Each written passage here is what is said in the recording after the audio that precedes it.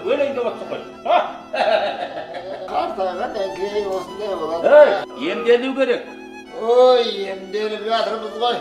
Не істеп жатсың? Мен ішпеген дәрі қалмады, салдырмаған укол қалмады, көрмеген дәрі қалмады. Оның пайдасы жоқ. Дәрінде ішпек қой, укол салдырмайық қой. Қазақшылықпен емделу керек адам. Қазақшылықпен. Қазақшалығында жасап жатырмыз. Не істедің? Емшіге, тәуіпке бәріне көрдім.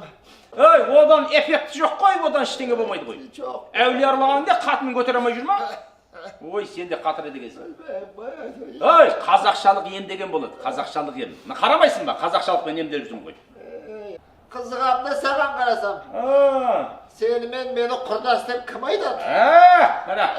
Міне, оның сырын айтайын ба? 30-40-тағы жігіт сияқтысың. Айтсаң айтпайсың ба баяғыдан бері? Айтып жүрмін ғой, өзің істемей жүрсің ғой. Бер қара, атаң қазақ айтады. Тоқал, 90 ауруға емдейді. Міне, көрдің ба? Айтпаса, 80 бай, 90 бай, 100 байлар қайдан келді? Емделу керек, қазақшалықпен емделу керек, Ой, бұрмай, иммунитетіңді көтереді, көңіл күйіңді көтереді, асқа тәбетіңді ашады бұл тоқал.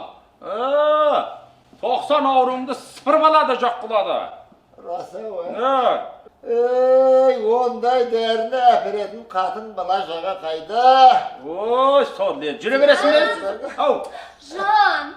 Киска моя, киска. Киска моя, киска, любовь моя, ласточка моя. Не болды. Неғып отырсың мынандай қаусап қалған қақпастардың қасында? Класстасың ғой бұл менің. Одноклассники же.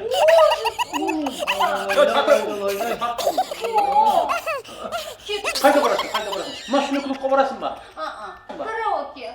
Кет хочется, да? Ой, жаным. Қазір барамыз. Ал, кеттім. Иммунитетімді көтеріп келейін.